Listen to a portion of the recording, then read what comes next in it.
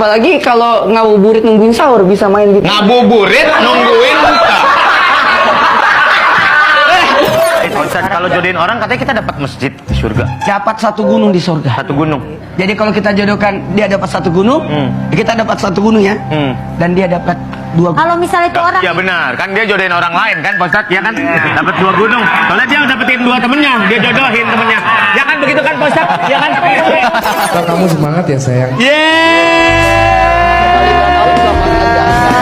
Bener kamu nyemangat ya. Kenalin, ini teman aku. Halo, saya Surya. belum muhrim. Oh, tadi kan Neng.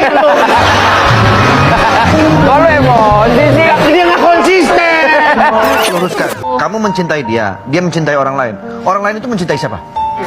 Iya. Hah? Apanya yang iya? Yang iya apanya?